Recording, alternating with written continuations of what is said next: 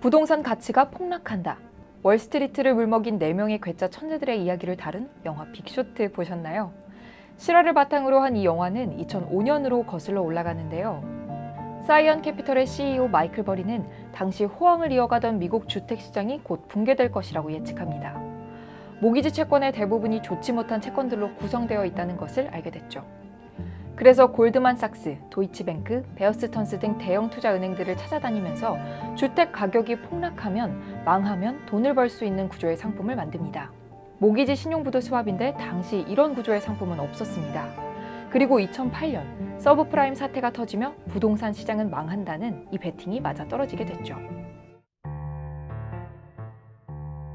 시간이 흘러 10년이 더 지난 지금, 2022년 부동산 가격은 다시 하락하고 있습니다. 현재의 상황이 2008년 금융위기와 닮았다는 이야기도 종종 나오고 있고요.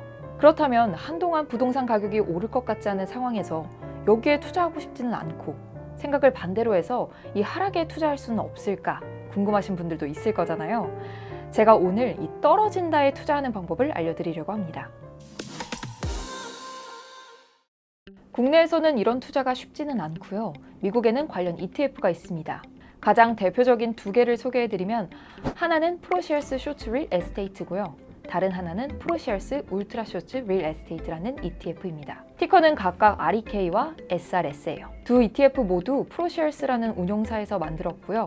이름을 보면 알 수 있듯이 REK는 부동산 산업의 한 배 인버스 ETF고요. SRS는 울트라가 붙잖아요. 부동산 산업의 2배 인버스 ETF입니다. 두 펀드 모두 다우존스 US 릴 에스테이트 인덱스를 기준으로 삼는 패시브 ETF입니다. 같은 인덱스를 기준으로 해서 하나만 봐도 두 ETF의 구조를 알 수 있고요. 오늘 저랑은 이 중에서 REK ETF의 구조를 살펴보도록 할게요. REK ETF는 92%의 이퀴티 릴 에스테이트 인베스트먼트 트러스트로 구성되어 있습니다. 부동산 투자 신탁 주식이 ETF의 대부분의 자산인 거죠. 상위 구성 10개 종목은 다음과 같습니다. 아메리칸 타워는 6개 대륙 25개국에서 글로벌급으로 부동산 신탁을 운영하고 있습니다. 아메리카 대륙을 대부분 아우르고 있고요. 유럽과 아프리카, 인도, 호주, 그리고 필리핀에서도 사업을 하고 있습니다. 이 회사는 특별한 부동산 자산에 투자하고 있는데요. 바로 통신타워입니다. 핵심 고객들은 버라이즌과 AT&T, 스프린트, 티모바일 등입니다. 다른 부동산 신탁들도 아메리칸 타워처럼 각각 자신들만의 주특기를 지니고 있는데요. 프로로지스는 물류창고, 퍼블릭 스토리지는 개인용 물류저장 공간에 각각 투자를 하고 있고요. 크라운 캐슬과 이퀴닉스는 각각 통신 인프라와 디지털 인프라에 강점을 지니고 있습니다. 포트폴리오 6위 기업인 리얼티 인컴은 한국 투자자들도 많이 알고 있는 종목인데요. 이 리얼티 인컴은 글로벌 리테일 기업들에게 부동산을 제공하고 있습니다.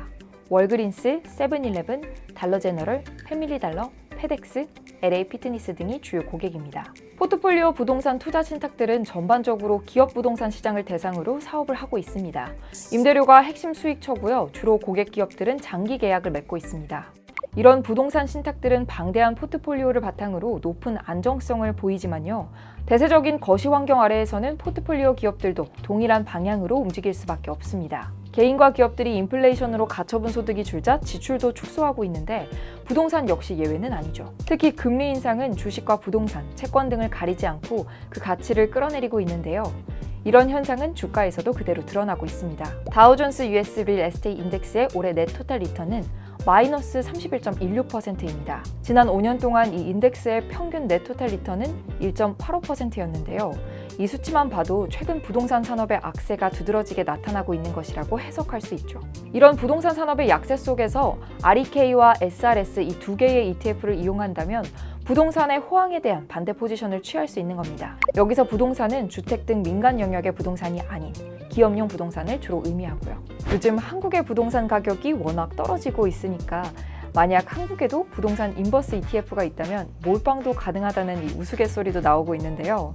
미국도 한국처럼 2020년과 2021년 부동산 가격이 크게 올랐고 다시 하락하는 중입니다. 전 세계의 유동성이 풀리는 과정에서 특히 미국에는 더 많은 돈이 시중에 뿌려졌거든요. 그래서 이 미국 정부든 한국 정부든 부동산 가격은 더 내려야만 한다고 이야기를 하고 있는 상황입니다. 추가적으로 일반적으로 사람들이 많이 투자하는 인버스 ETF와의 차이도 이해하고 있어야 합니다. 일반 기업들의 주식의 변동성은 부동산보다 훨씬 큰데요. 일반 주식은 대세 하락기에도 단기적인 급등을 보이기도 합니다. 하지만 부동산은 이 매매와 임대료 책정 등이 단기적으로 이뤄지진 않기 때문에 주식보다는 훨씬 더 묵직하게 움직이죠. 만약 여러 자산 중 특히 부동산 가치가 다시 상승하기 어렵다거나 대세적으로 하락할 것이라고 판단한다면 REK와 SRS가 더 적절한 선택이 될 수 있을 겁니다. 만약 내가 가진 자산 중 부동산 비중이 높다면 해지의 수단으로도 쓸 수 있고요.